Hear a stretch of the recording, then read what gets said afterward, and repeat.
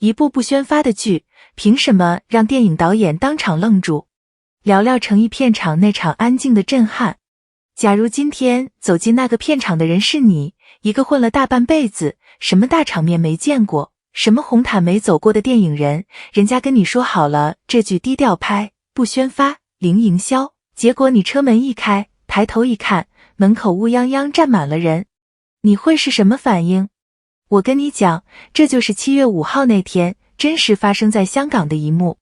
那天的主角，不对，我换个说法，那天镜头意外的主角是徐峥。徐峥你们都知道吧，正儿八经的电影人、导演、演员，票房号召力那种级别的。结果他空降诚意新剧《受谎》的香港片场，刚下车，一抬头，那个表情，瞪眼，错愕，身子还往后仰了一下，直接被拍下来，当场做成表情包，热搜挂上去了。我看到这条的时候，正好刚下班，手机一刷就刷到了。我第一反应不是哈哈哈，徐峥好好笑，我第一反应是，等等，这剧不是零营销吗？咱把事儿说清楚啊。受谎这剧低调拍摄，基本没什么宣发动作。按理说，一部你没怎么听见吆喝的戏，片场外面应该冷冷清清才对。可现场是什么样？诚意粉丝自己叫果果，沿着路边排成长队，人是真多。但关键在后面，安静。真的，报道里那个词我特别喜欢，叫安静如鸡。没喊，没闹，没冲，没越过围挡，就那么静静站着，远远看一眼。有粉丝自己说，这次已经是克制再克制了，能不来的都不来了，就怕打扰拍摄。诚意本人呢，淡定挥了挥手，示意大家安静，就过去了。行，事儿就是这么个事儿。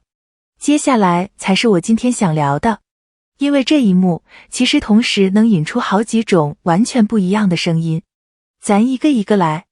先说第一种，也是我做这期之前想了半天要不要放的一种。我先说清楚啊，下面这段不是我的观点，是网上确实存在的一种声音，你听我说完整再判断。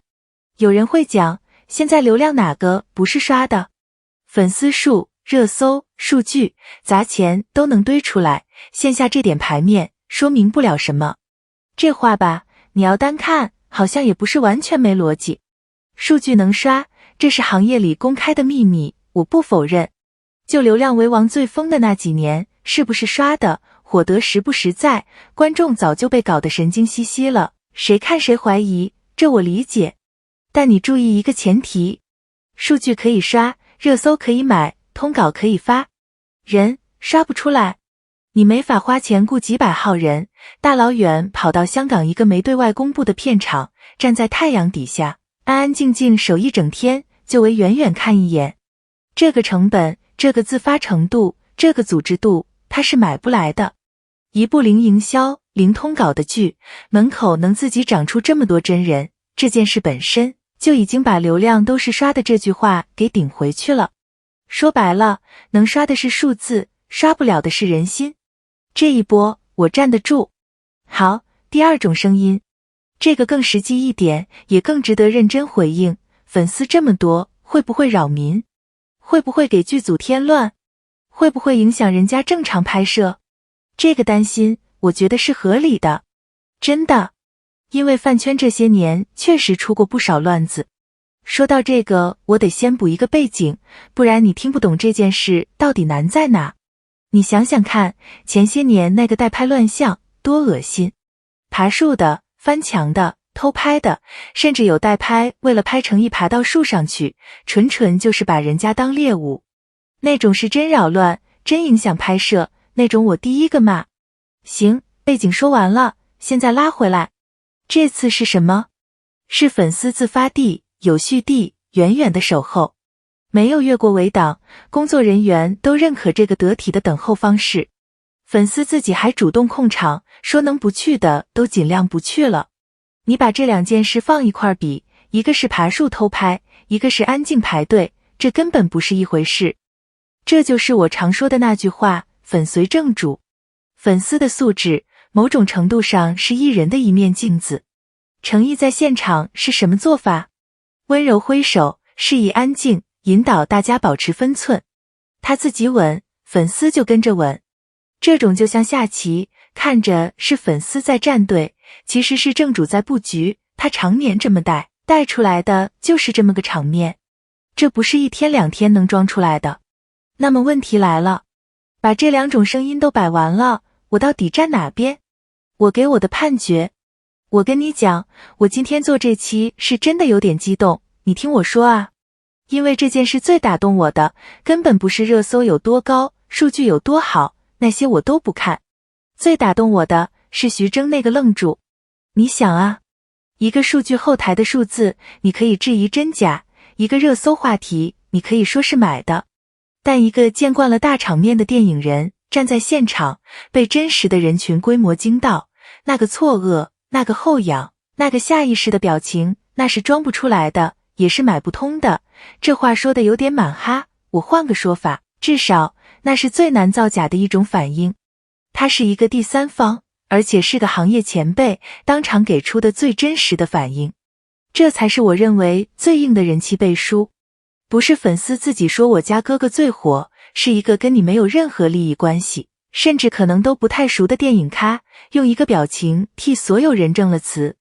而且你别忘了后半段，徐峥缓过来之后是笑着挥手回应的，一点不耐烦都没有。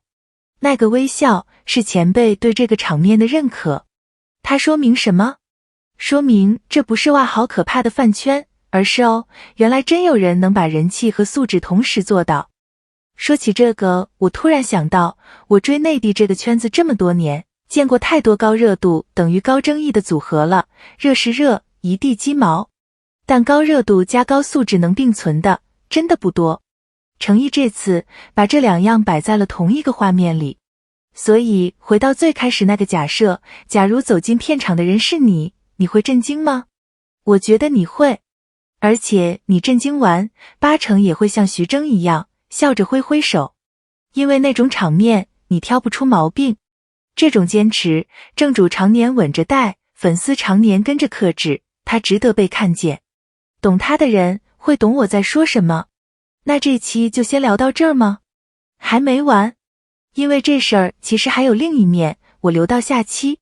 网上有个说法，说徐峥和程毅早前就有过合作渊源，这个我得说实话，我还没核实，信源不够硬，所以今天不当事实讲。如果是真的，那这条线就有意思了，它能接近一整张演艺圈职业人脉网。这个我下期专门去查了，再跟你们聊。行，今天就到这。你要是也看到过那段路透，去评论区告诉我，你觉得徐峥那个表情是被吓到了，还是被震撼到了？我赌是后者。咱评论区见。